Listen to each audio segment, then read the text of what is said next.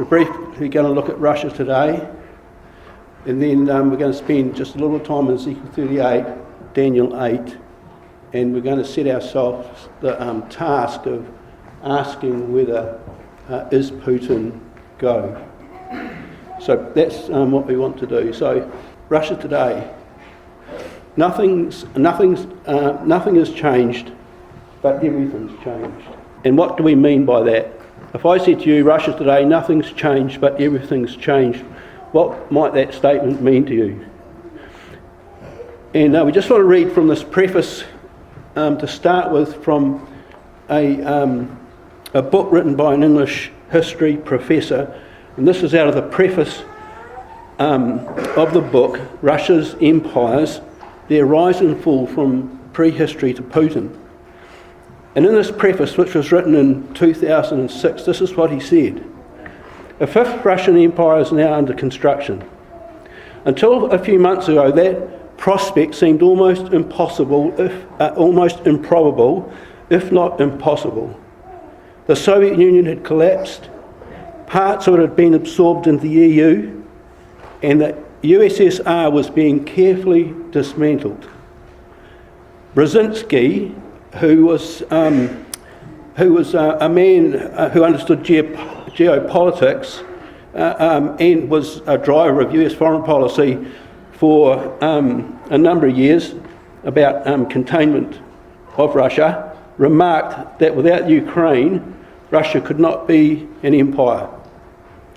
And most experts echoed Robert Cottrell's conclusion that Moscow could no longer seriously hope to regain any of the ground lost in the past 15 years. And then he adds this little paragraph: a sober assessment of realities in the light of the past might have been a surer guide. In other words, if those men had understood history, they perhaps wouldn't have made those statements. The new Russian Empire will not be like the last, he said in 2006, but it will be a sphere of influence, as is the American. And then he added, it may not need force of arms in order to grow. Now we would have read that, brothers, and we would have thought about Ezekiel 38, and we would have realised that there will be force of arms. And so that's what when we make that statement, nothing's changed. When we come to Ezekiel 38, and we look at it in the light of history, it's almost what we would expect to happen. But something has changed, and this is what's changed. That Russia has changed its outlook on the West. It's gone from convergence to confrontation. And this is a paper by a think tank out of England, Chatham House, challenging the post-Cold War security order. This report examines 4 key questions. What's caused this challenge? Where's Russia heading? What are the possible geopolitical consequences of this in the widest sense? And at the tactical and strategic levels, how should the West act and react? In other words, this was after the events in Ukraine. So they said that now we're facing a Russian challenge. And then a year later, they produced this report, which was now, of course, after the Syrian intervention. And in the summary, the report is Russia's new tools for confronting the West. And basically it was a report saying there's nothing new. They're using the same techniques they used in the Soviet times. That's why there's a wee commas around the word new. There's nothing new about what they're doing. So here's the summary. In the last 2 years, Russia has demonstrated its return to an assertive foreign policy by successful military intervention in Ukraine and Syria. The capabilities it employed to do so surprised the West, despite being well advertised in advance and their development described in detail by the Russian watching community in Western nations. In other words, they said it was going to happen, but nobody was actually listening. 2 specific tools for exercising power demand close study: the armed forces of the Russian Federation and the state's capacity for information warfare. In both of these fields, Russia's capabilities have developed rapidly in recent years, and notice what it says, to match its persistent intentions. So those are written by men out of think tanks that spend their life analysing what's going on in the nations. And then this last one here, cross-domain coercion, the current Russian art of strategy. This paper makes three arguments. The nuclear component is an inseparable part of Russia's operational art. It cannot be analysed as a standalone issue. They have 5,000 strategic nuclear weapons they can use on the battlefield. The current cross-domain coercion campaign is an integrated whole of types of non-nuclear, informational and nuclear types of deterrence and compellence. The campaign contains a holistic informational operation. It's waged simultaneously on the digital technology, in other words hacking, and the cognitive psychological fronts. That's misinformation. It mucks around with your thinking, which skillfully merges military and non-military capabilities across nuclear, conventional and sub-conventional domains. That's written by a Jewish professor who's written 2 books in 2006, 2012, prizes for best academic works on Israeli security. So what it's saying there is nothing's changed when we look at things historically, but everything's changed.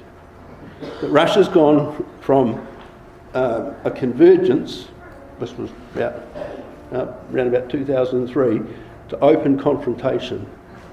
And it talks about, those men talk about, well, what are Russia's intentions? So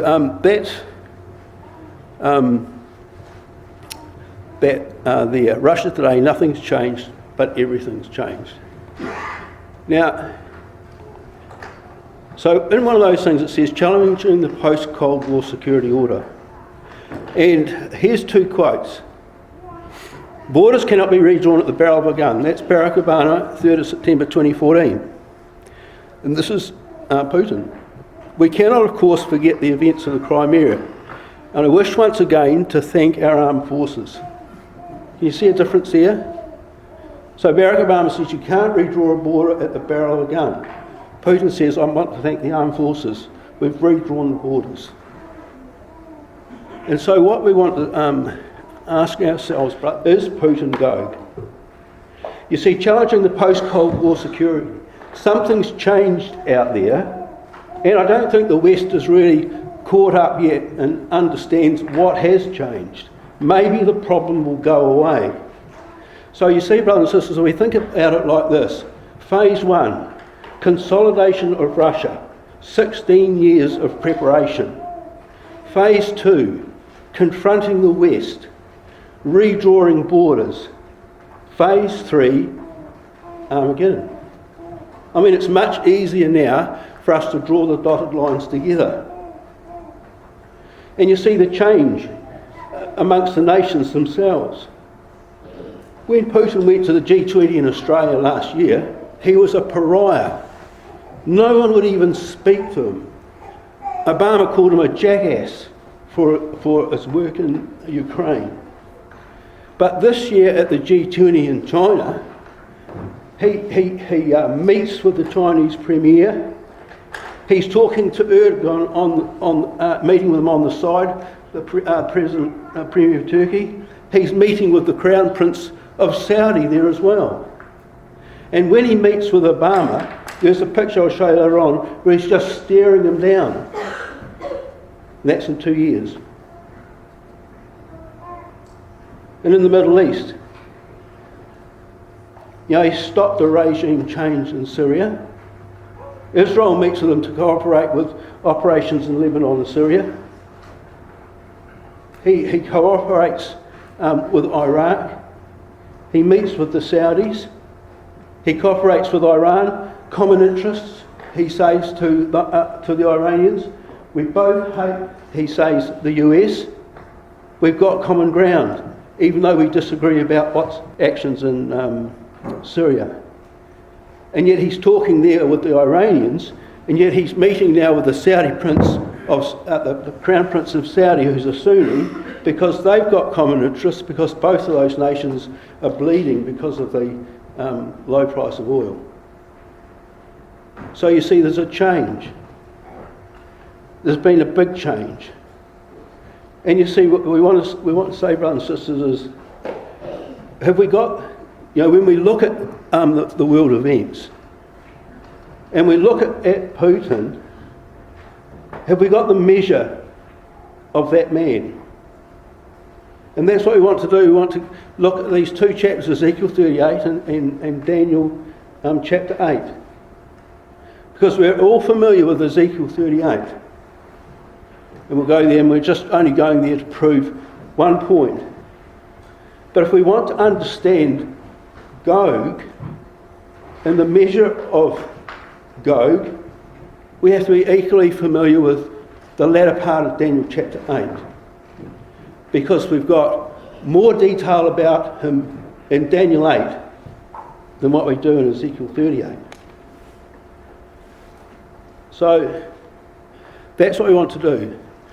We just want to look at those two chapters, and we want to then take out of them the characteristics of Gog. Then we want to go back to Daniel 8 and look at the timing issue. And then we want to just finish briefly saying, well, if that's a timing issue, how are we living our lives? We just want to finish in Habakkuk chapter 2 to see what should our attitude be when we see that these events are upon us. So when we come to Ezekiel 38, we see, of course, that it's simply divided up into four, because the other four sections where it says, "Thus saith Adonai Yahweh." So 4 sections straight away in the chapter. And of course, when we look at those sections, what we find is, of course, in the first section, it's Yahweh telling Gog what he's going to do with Gog. He's going to put a hook in his jaw and bring him down into the Middle East. He tells him that he has to make preparation and so forth.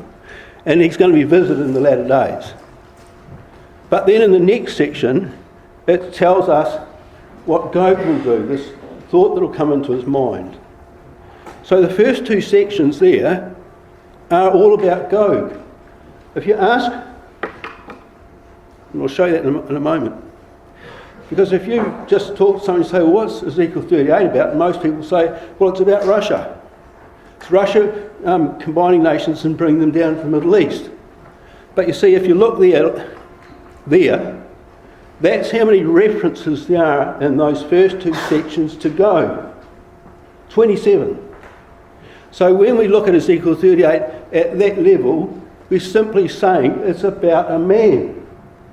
It's about what a man's going to do. It's all about Gog's armies. It's like you just read it, and you see it straight away. I'll bring thee forth, all your army. You prepare and be prepared.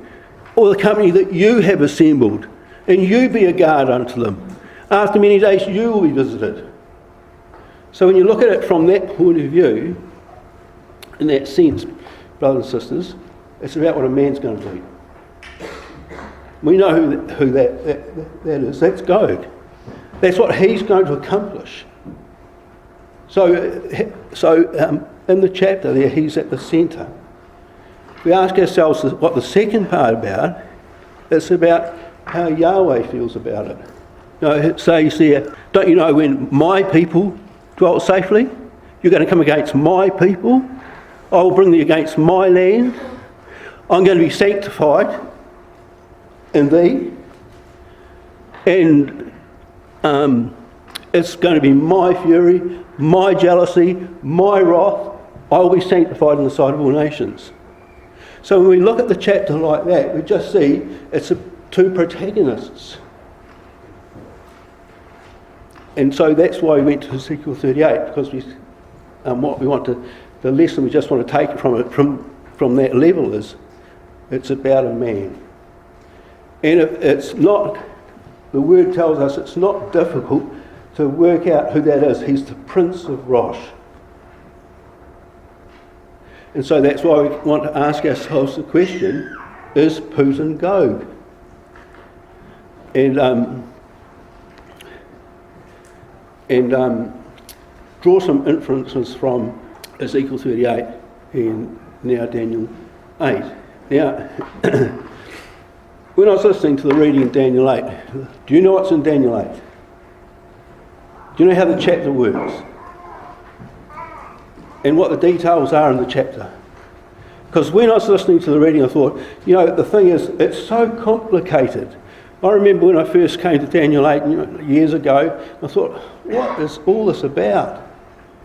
So what I'm trying to try and do is just show you very simply and very quickly what this chapter's about. Now you see the blue, that's the vision Daniel received. He's given a vision. It's about the nations. And there it is, we read it. But he doesn't understand what the vision is. And so that's the yellow part there.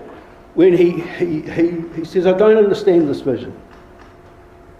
And the last part is when Gabriel tells him, this is what the vision's about. But what he does is this, and I'll show you this there, is that when he sees the vision to start with, it's in a historical sequence. I'll show you that. But when he explains the vision, he says this is going to be the vision, it's a horn power, but I'm going to explain to you what it will be at the end of that horn power in time. Not when the vision's explained to him, because there's two phrases there which we'll come to, and he says, I'm going to show you what's going to be at the last end of the indignation, for the time appointed for the end shall be. And you can take four key words out of here: vision, time appointed, time of the end. There's four of them anyway, and they're all in Habakkuk. So we know straight away that this section, this last part of Daniel 8, aligns exactly with Habakkuk 2 and 3. It's at the time of the end. And that's why it's not complicated. And I just want to show this show this, brothers and sisters. Now look, the first part of the vision is simply a historical sequence. And what it is, it's a sequence from the times of the Persians with Cyrus. Cyrus was the ram, Alexander was the he-goat, and then out of his head he had a horn, it was broken off, and four horns came up. There was the Seleucids and the Ptolemies, but then this one horn came out of there, which was the development of the Roman Empire, the imperial side of the Roman Empire. The little horn is Roman. And we know that because when we see what it does, it's easy to understand. Don't worry about the detail of the historical sequence. What does the horn do? Well, look what it does. It waxes towards the pleasant land. It's unto the host of heaven. It magnifies itself against the prince of the host. That's our Lord Jesus Christ. And by it the daily was taken away. And the reason why was because the host was given over to the Roman power because of transgression. So you see, brothers and sisters, when we want to identify, well, what horn power did that? What horn power magnified itself against the prince of the host? It was Rome. Which power took away the daily sacrifice in AD 70? It was Rome.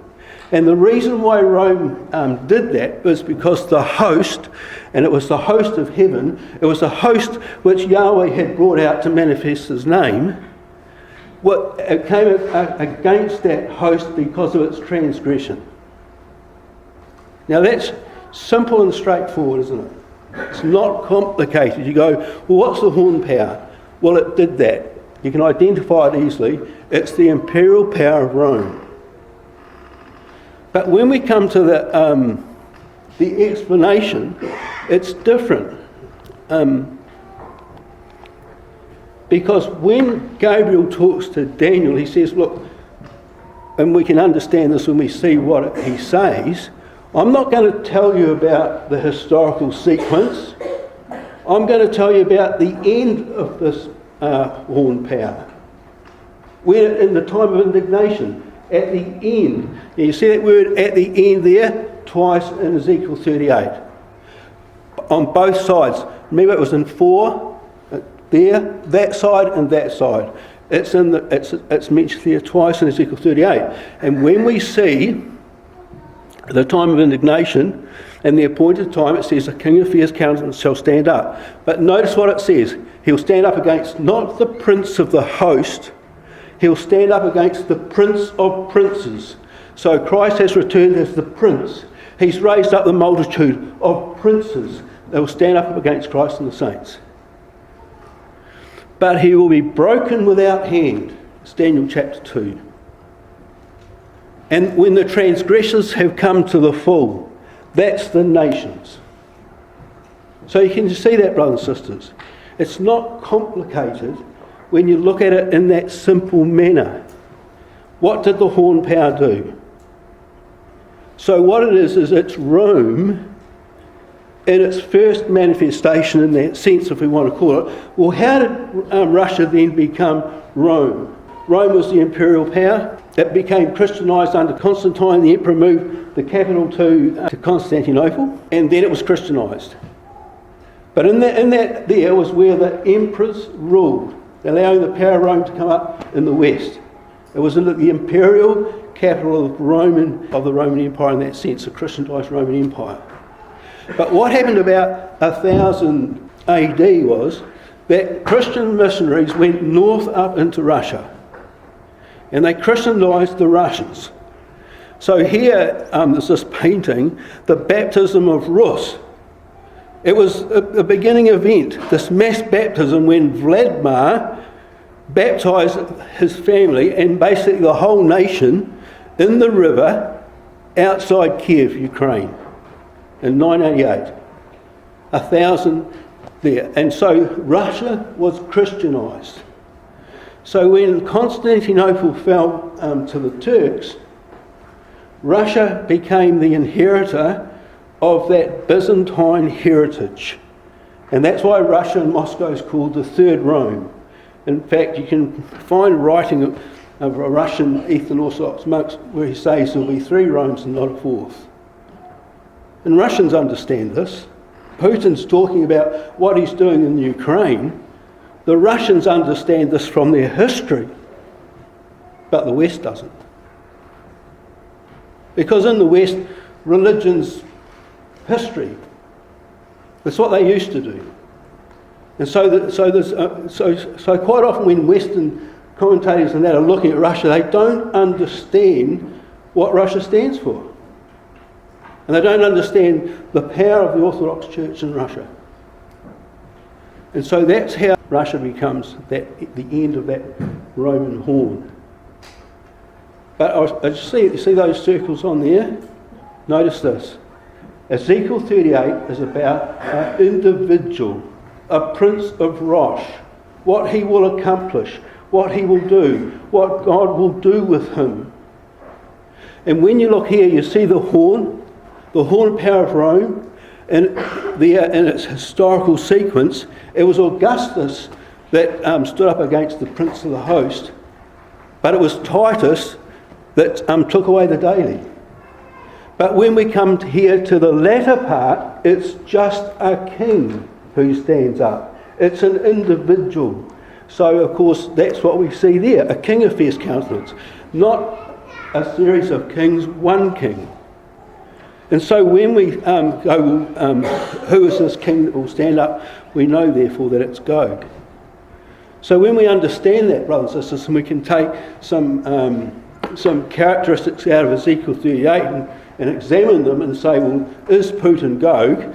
When we turn here to Daniel 8, look at the number, the characteristics it's describing that king. He's got a fierce countenance. That's the same as Deuteronomy 28. No thought for the young or old. He's skilled in intrigue, both in business and diplomacy. He's mighty in capacity, but not by his own power. He'll corrupt and destroy to an extraordinary degree. He'll prosper and perform his will. He'll destroy the mighty and the people of the holy ones. That's future. the nation of Israel. He will be cunning and cause deceit to prosper in his hand. He'll magnify himself in his heart. He'll destroy many that are at ease. So what we see there, brothers and sisters, is a lot of detail. More detail than what you'll find in Ezekiel chapter 38. If we want to ask ourselves the question, is Putin Gog? And so that's what we just want to do now for a moment. When we go back to Ezekiel 38, I do want to show you this, because when you see it, you'll go, oh my goodness. When we come to Ezekiel 38, these are perhaps we know the chapter well, and so these are some of the ideas that we can take out of that. He's the Prince of Rosh, so he rules like a Tsar. He takes other people's resources and uses them for himself. As he gathers those nations together. And he uses those resources for himself. He's despotic because he imprisons, be thou guard. So he puts nations in prison in that sense and then bends them to his will. And the thing is, you think about this, you think about how do those living in the Baltic states feel today? When Putin says we can be in the Baltic states in 24 hours, how do they feel about that? Or when he moved into Ukraine, Poland went hysterical.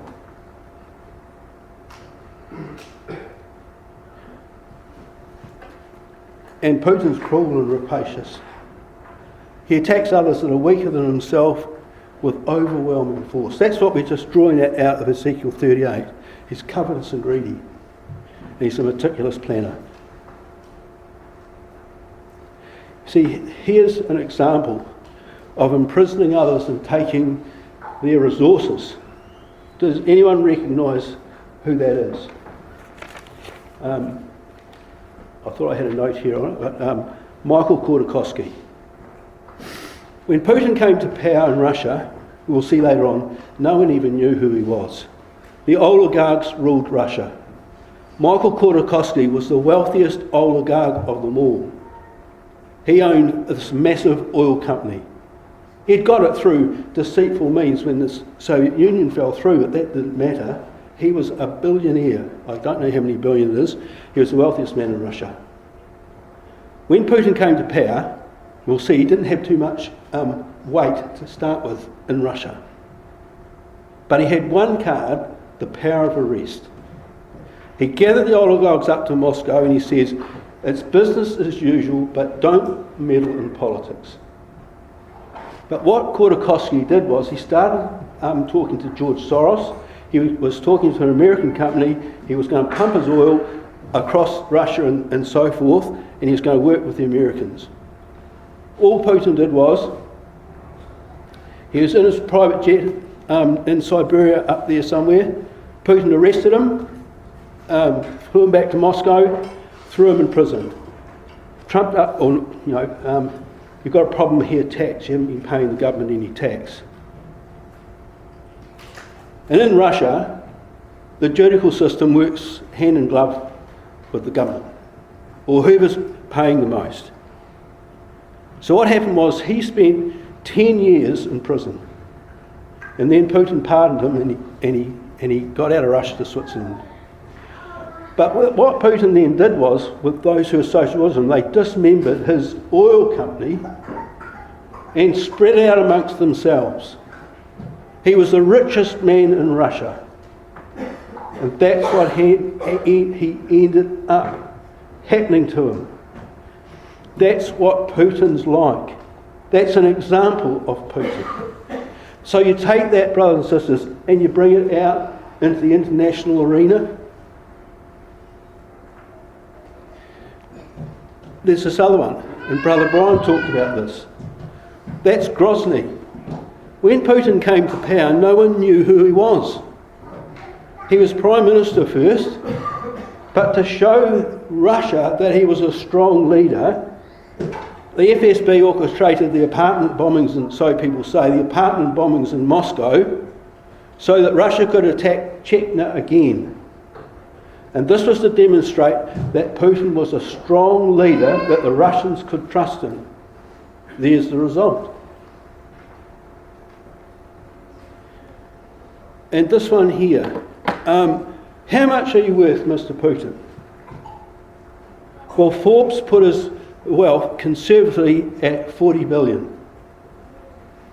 But I can't remember the name. Bill Browder, who was invested in Russia heavily in those transition years and made a fortune, and then fell out with Putin and was sent back to England, don't come back to Russia again, says he's worth 200. Okay, there's someone, I just took it off the net. He earns 170,000 a year, he's got 180,000 in the bank, but from Gazprom, he owns 1.5% of it, 150, I don't know what that is there, 1.5 billion. There's other there. So what we're saying is, he knows how to do business. Oh, you think, Donald the Trump, the deal maker, he'd be carved in Russia in 5 minutes. Once you look and read how things work in Russia, Russia doesn't work like any other state. Explain what that means. You see, in Russia, there's what's known as the formal system. That means you have a president at the top, and you have the Duma and the parliament, you have regional governors, and you have laws and courts. That's called the formal system. But no one keeps the formal system in Russia. It runs on informal rules. And informal rules means if you've got more money, you've got more power. If you want to buy something or buy someone off, you just buy them off. If you want to own a business and run a business, you pay the person next up. It's called rent. And when Putin came to power, oligarchs ruled Russia. When Putin had finished a few years later, he was the oligarch of Russia. But you see, brothers and sisters, just trying to say, this is the measure of the individual. So like I said, Russia works on those informal rules. And what I want to show you later on is how quickly that man adapted to his new situation every time he moved up the ladder. You take a KGB agent in eastern Germany, 25 years later, he's possibly the richest man in the world. What sort of capacity is that? So here's these characteristics in Ezekiel 38. But you see, there's a problem there in that sense, brothers and sisters. We're going, is Putin Gog? But there's a problem, we've got a problem, because you see, any Russian ruler would be like that. Any Russian ruler that comes up is going to rule like a Tsar. He's going to take other people's resources. It's going to be cruel. That's what the Russians are like. That's just how they operate.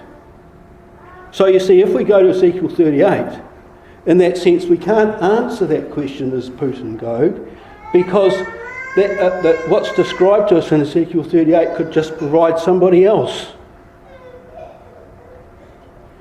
But when we come to Daniel 8, we've got much more information. And so we're told the saints that this whole list down here, rules like a king and so forth. There's the list. You can go to Daniel 8 and you can write those things out for yourself. There's the characteristics of Gog. And so you look at those characteristics, brothers and sisters, and you go, of all the characteristics that we're given, say there's 9 there, or 6 or so many that we can draw out of Ezekiel 38, there's 14 or 15 characteristics that we can see in those 2 chapters. Which one of those characteristics would definitely prove to us that Putin's Gog? Which 4? And these are 4. This is what I see, brothers and sisters. So I'll put 4 there for you and I'll see what you think. So, unique characteristics that would make Putin Gog. The horn power of Daniel 8 and the outcomes of Ezekiel 38 are embodied in a man, in an individual. And Gog is the man at the centre of those events. He's central. one of the quotes there, he magnifies himself in his heart. He's mighty in capacity, but not in his own power. And he shall prosper and perform his will. Now, what I want to do, brothers and sisters, is show you that I think that those characteristics there, we can never be sure, but you can go to 98%. And these four characteristics here, we'll just look at them and see what you think. He's at the centre. So here it is. Here it is here. So here's just someone, this is from that same Chatham House. I just took it out of one of those reports. You can just draw that down off the internet. Here's 70 pages about what Russia's doing here. The reports are 70 pages long. You can read through them and fetch out as much detail as you like. As a community, we've got more information today than any other ecclesia has ever had. You can go on the internet and I can tell you what picture Putin's got in his anteroom. If you're going in to meet the President of Russia, in that anteroom you're going to be staring at a picture of a Tsar. Because Putin is modelling himself on that Tsar, Nicholas I. It's just information on the internet. And someone makes a comment upon it. Well, this is what he's doing. Strong central government, bolstering up the FSB. But in the time of Nicholas I, Russia was respected internationally. Putin is angry and resentful. He's seething with resentment against the West because they have belittled him and belittled him and belittled him. And when a person seethes with anger and resent, he's no different to Alexander. His feet, it says, hardly touch the ground. He is full of anger against the Persians. So here it is. And this phrase says, I've drawn heavily on the words of Putin because he's the embodiment of the regime and its key decision maker and spokesman.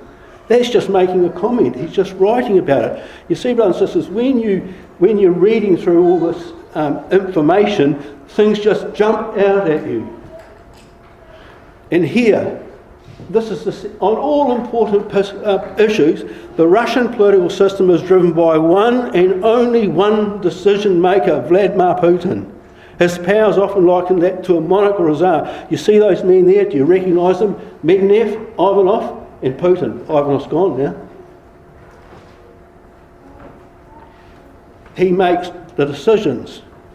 And this one here in 2014, at the Valdai Club in Switzerland, where Putin was interviewed there, and this is where the comment, this is after the Ukraine, where he was seething with resentment, because the West has pursued, because of Brzezinski's geopolitical thing, and it was the proper thing for them to do, to contain Russia all the time, contain it. That's why US, 1 minute are pushing a button, let's have a reset button, then something goes wrong, contain them. So of course he was resentful about what had happened in Ukraine.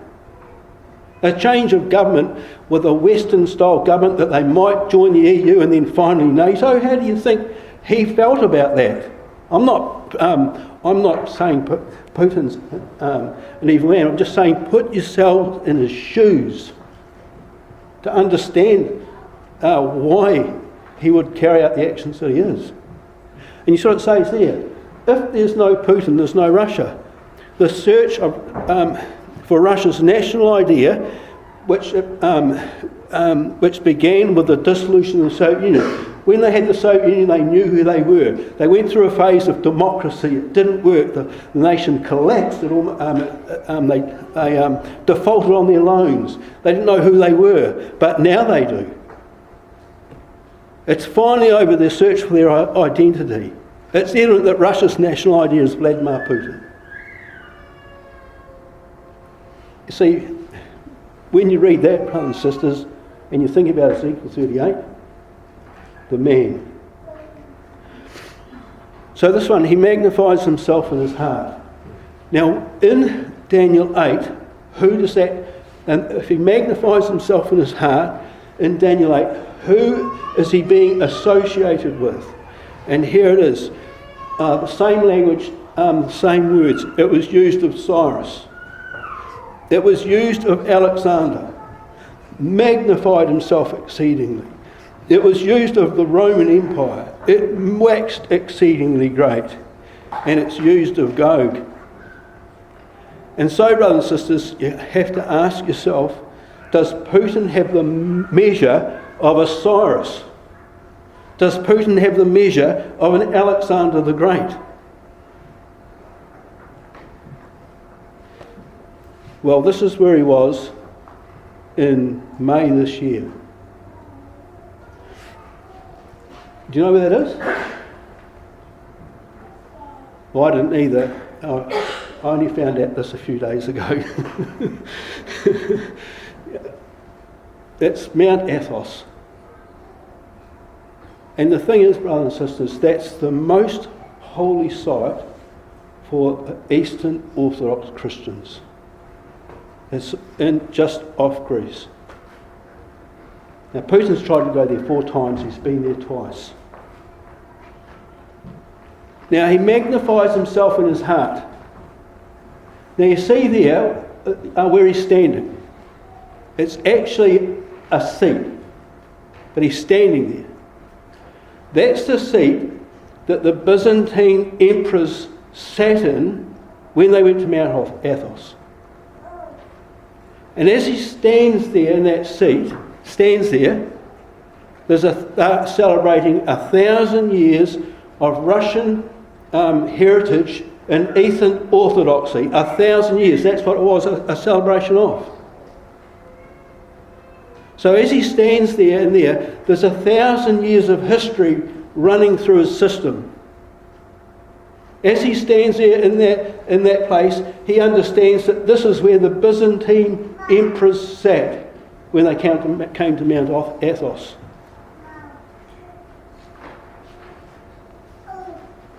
What's he think?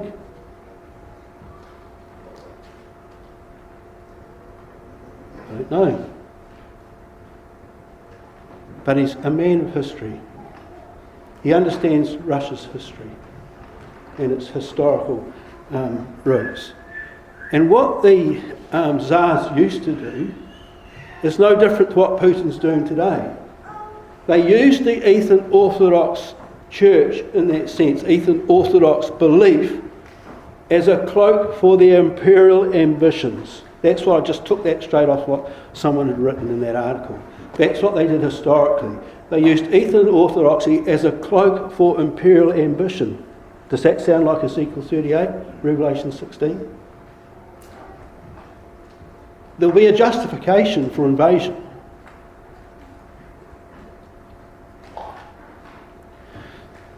So that's those two. But here's the other two. He's mighty in capacity, but not in his own power. Now, Brother Brian mentioned in his talk that Yahweh raised up Muhammad. And these two last quotes basically say that if we can see that in Putin's life, if Yahweh's raising him up, he's definitely God. And so you look there and you say, well, you look at those two words, there's the word there, strength and power, and all those quotes there, Samson had strength, it's the same word for strength and power. Israel had strength to come into the land, but it was not their own. The Elohim have strength, but it's not their own. The Assyrians described like that in Isaiah 11, it's having strength, but not its own. So is Gog. So you see, that strength can come from providential arrangement in the individual's life. Circumstances just work out. And this last one here is, of course, he prospers. Now, the very first time that word's used is in Genesis, when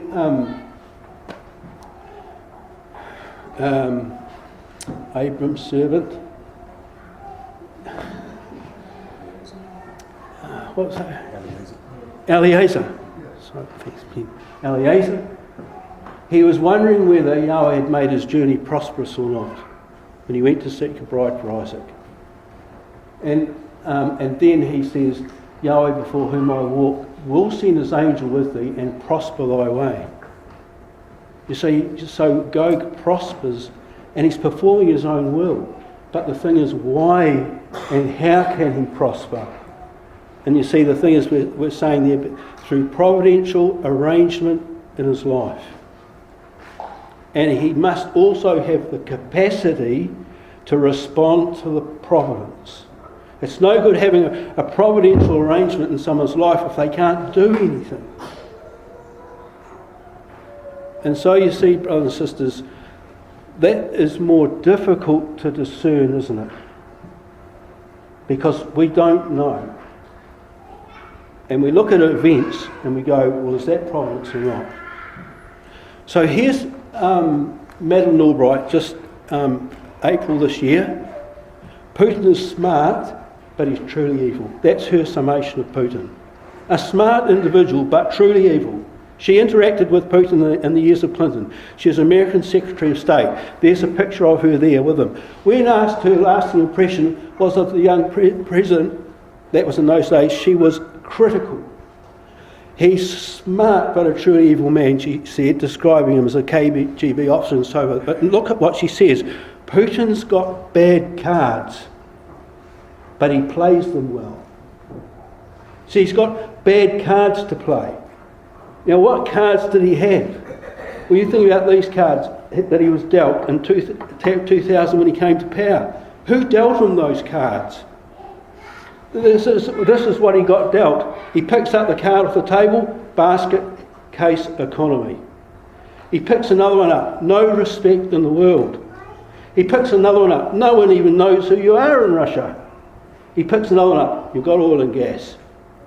He picks another one up, you can enrich yourself beyond your greatest belief. He picks another one up, no military option. He picks the other one up, arrest card. And he's got to play those cards. And how could he play those bad cards so well if there wasn't providence? So you see, brothers, when you look at his life, so here's just an article. It's written by a professor of history. He's an author of a book about Stalin. His first volume, Paradoxes of Power. Do you think that this man, when he looks at Vladimir Putin, might have something interesting to say? He's a professor of history. He's writing volumes about Stalin. Do you think he understands how Russia works? Now, all he's doing here in this article is he's critiquing about 5 or 6 books on Putin. And so you're reading through, and there's things that stand out. Here's 3 of them in that. Okay, here's some, before I just come here, I'll just explain some coincidences in his life. Just coincidences. Okay, when he was young, his favourite film was about a KGB officer who rescued Russia. That's the film he watched when he was a boy. So as soon as he left high school, he rushed down to the KGB. They said, "You're too young. Go away and get a degree." He went away and got a law degree. He came back. They said, "You can come and work for us." And of course, he would have started as a junior officer in the KGB and so forth. And then he was stationed out in East Germany when the USSR collapsed. So he came back to Russia. He didn't have a job. Coincidence? His old law professor just happened to have scored himself the job of mayor of Moscow, mayor of St. Petersburg, the second biggest city in Russia. So Putin goes to him and says, "Can you give me a job?" He says, "Fine, you can work in the mayor's office." Do you know what he did there? He was in charge of buying in food from Germany to feed Russians who they had no basics at the time. The ruble had collapsed. There were food queues on the streets. He had the business of buying in food from Germany because there were no foreign banks working in Russia then. He'd sell oil and gas and minerals to Germany and get back food. That was his first job. But what happened was you can make a little bit of money on the side, and millions disappeared. You can just read about this. You can find it in this book, that book. Millions of dollars disappeared. Now, he was going to be prosecuted for that, and he would have been thrown in jail. But just by chance, at that moment, I can't remember the name of the thing, Yeltsin's, one of Yeltsin's high-ranking men said, "You come and work in the Kremlin." And he missed the prosecution like that. Now he's up in the Kremlin. And he's working there. And what happened was that Yeltsin and the family had embezzled millions of dollars off Russian people. And he'd come to the end of his presidency. And he needed somebody that would sign off for him. In other words, who could come into office and would waive any prosecution. And Putin had organised for one of the family to get out of Russia, no passports, earlier on. And Yeltsin's and the oligarchs were running Russia. The FSB had been put down like that. That was just called informal rules. They didn't have any. They were there, but of course they didn't have any power because all the power was in those who had the money. That was how Yeltsin ran Russia at the time. But he didn't trust the FSB. So when he found out about this Putin, he put him in charge of the FSB. And this is what this, just reading through this article here, this is what he says. Then in July 1998, lightning struck. Well, what? He's just writing about what happened. And he says, Yeltsin appointed the former lieutenant colonel above hundreds of high-ranking men in the FSB and put him in charge of the FSB. But then what happened was Yeltsin was leaving the presidency. So what the family did was they chose Putin. This person said, "You want to know how Putin came to power? He was selected." You go, "Oh, that just rings a bell." He was selected. The Yeltsin family looked around and said, "We need a man who can come in and do the job and won't cause us any issues." And so he made him Prime Minister. And no one knew who he was. That's when he used the FSB to get the Chechen War kicked off, so that they could vote for a strong leader. No one knew who he was. And then it says this here, but Putin's transformation into a dominant political figure required more than a widely shared appreciation that he was saving the Russian state. It took a surprise economic boom. See that surprise? Economic boom. And so the country came back, and this is another thing. He initiated pro-market reforms. Putin supported and signed them. Ownership of private property and so forth. They changed the tax laws and that, and it was magnified. It says here at that time by favourable trade winds. That's what the writer said. And you see, brothers and sisters, you read those things, and you go, "Is that chance? Is that just circumstance?" Because you see a man come from nowhere, and he comes right up through the Kremlin like that, and suddenly he's president. Just like that. And you look at it and you go, that's remarkable. Well, it is to me, when you see the circumstances of how he became president of the Russian Federation. So you see, here's some photos. Now look, just look at these photos. You see, there he is in St. Petersburg. You see him on the left. He looks like a gormless schoolboy. Doesn't he? You see him there? He's young. And that's Sobchak. That's the guy in the front there, Mayor of St. Petersburg, his old law professor. You see, there's Yeltsin there. He's shaking his hand like that. You see that? You're Prime Minister. And then this next one here, Yeltsin saying, "Bye, we're out of here." That's your new president. He's covering off for the family. You see that? There he is there, look at him. And no one knew who he was. And there he is with George Bush in the car. He's pretty happy at that stage. You see that, brothers and sisters?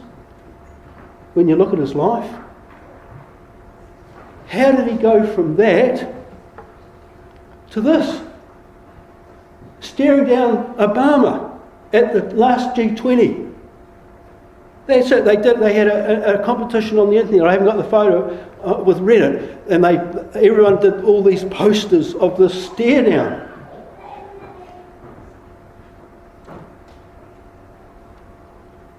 And you go, did that happen by chance? But now there's a man in Russia who's seething with resentment against the West. A man who's halfway through a huge military reform, and now he's showing the nations his military, what his military can accomplish. And the thing is this, brothers and sisters, you think about it. You think about what he's accomplished in Russia in 14 years. This is here. I'll just read this to you here, if I can just this. Bit by bit, however, using stealth and dirty tricks, Putin reasserted central control over the levers of power within the country. It was a cunning feat of state building, aided by Putin's healthy contrast with yachts and so forth. And some fear of authority was necessary as well. You see what it's saying? How this history professor writing about what happened. And what I'm saying to you, brothers and sisters, is you look at 14 years of what a man accomplished who was a KGB officer in Eastern Germany. In 14 years, he built Russia back. He rebuilt he's been rebuilding the military since 2008, and that rebuild finishes in 2020. And now what he seems to be doing is this. He built a vertical of power. He brought in all his friends from St. Petersburg. They enriched themselves beyond belief. There's about 130 men around him who are billionaires, and that's who America slapped sanctions on. But now he's changing. Just the latest reports of this. He's moving those men out. He's moving in a younger generation who have only ever known him as the leader of the Russian Federation. And he's focusing now not on Russia within. It says he's focusing and he's meeting with the general staff of the army. He's focusing on policy outside of Russia. It's just what you read. And you see, brothers and sisters, so you just go, there's those unique qualities, those 4 qualities there that would make Putin go. But we can't, we can't tell, we don't know for sure. But, brothers and sisters, when I look out there and I think about what's happened, and I think about what's happening with that change where he's used the military option twice and it's been successful, how his diplomacy in the Middle East and so forth moved into the Middle East when America moved out just so swiftly, the same sort of capacity. I think to myself, Putin must be go. That's my view, my own personal view. He's showing so many of the characteristics. You can tick all the ones in Ezekiel 38 just straight off, like that. But what does that mean for you and me? What does that mean for us? And this is what I think, brothers and sisters, is this. And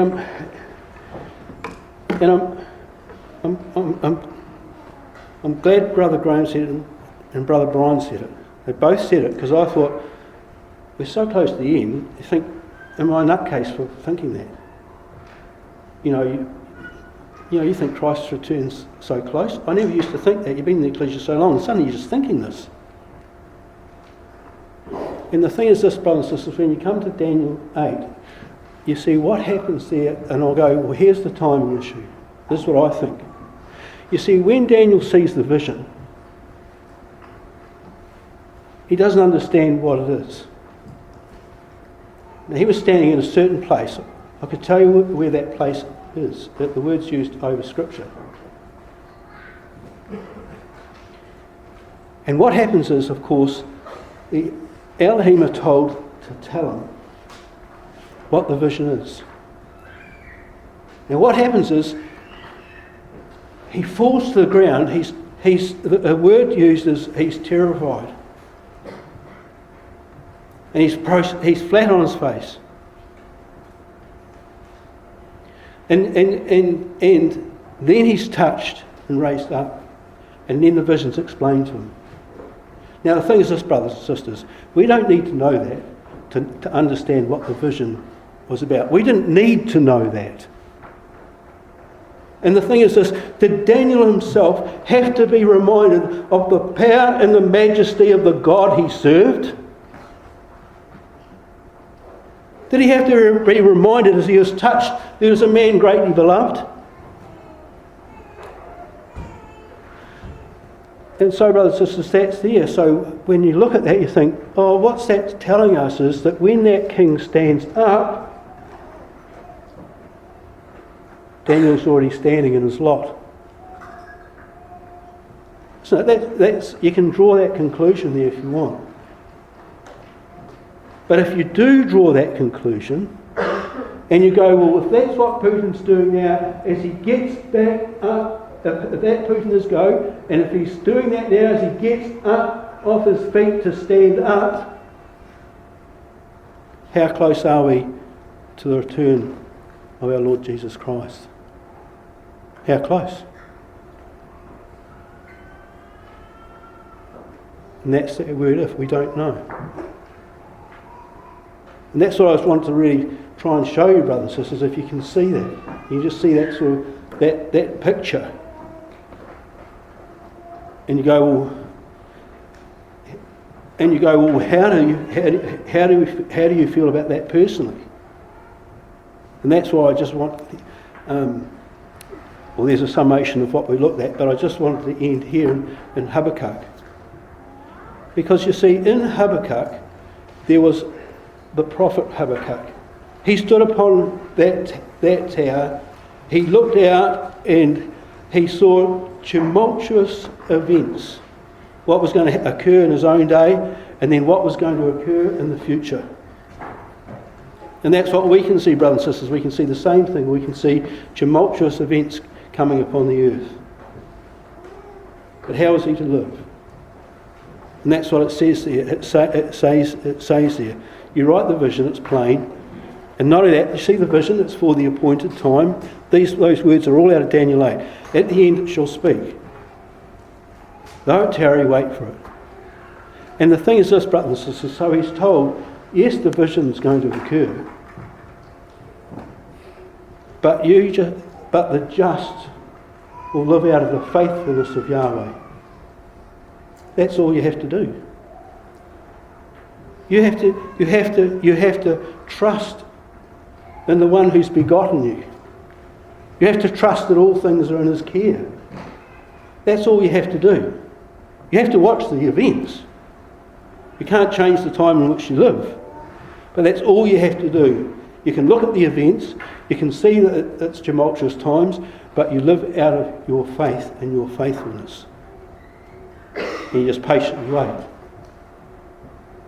And that's where I wanted to just finish, brothers and sisters, because we go, well, if the return of, how do you fit in? No, brothers and sisters, we shouldn't feel any consternation. We shouldn't be distressed. If we're walking before our God, we don't have to feel an ounce of distress. We just wait for the circumstances to come.